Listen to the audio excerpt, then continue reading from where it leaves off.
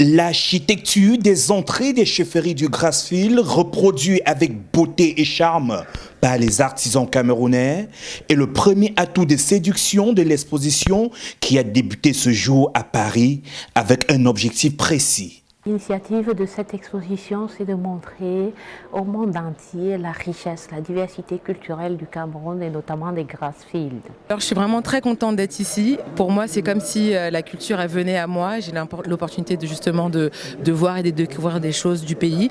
En revanche, j'espère réellement que ces œuvres-là rentreront de là où elles viennent justement. L'exposition qui s'étend sur 2000 mètres carrés avec 240 œuvres culturelles et cultuelles prêtées dans les chefferies et chez les notables des régions de l'Ouest et du Nord-Ouest y retourneront à la fin de cette exposition. Il y a 230 objets à peu près qui sont partis du Cameroun, avec l'accord des chefs, des conventions de prêt qui ont été signées, et ils vont tous retourner au Cameroun une fois l'exposition terminée. L'exportation des œuvres n'a été possible que grâce à la collaboration de la représentation diplomatique de la France au Cameroun et les chefs traditionnels.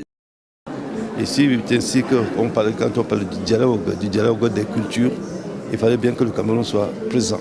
Nous sommes venus ici pour le dialogue des cultures.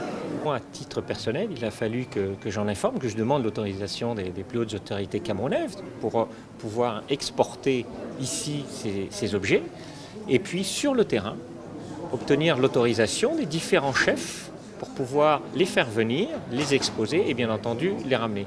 L'ouverture de l'exposition sur la route des chefferies du Cameroun de ce jour a été aussi un moment de vibration des rythmes des différents aires géographiques du Cameroun par le ballet de la diaspora camerounaise. L'un des temps forts de cette exposition qui ira jusqu'au mois de juillet sera la parade royale des civilisations avec la présence de 50 rois, reines, princes et princesses venus du Cameroun pour un moment de dialogue des cultures. C'est donc ici au musée de Quai-Branly Jacques Chirac, situé dans le 7e arrondissement, que l'association Route des Chefferies a ouvert à la presse ce matin l'exposition dénommée du visible à l'invisible. Nous avons aussi noté la participation de plusieurs autres hommes et femmes de médias qui sont venus découvrir la richesse, l'immensité de la culture, du patrimoine matériel et immatériel du Cameroun.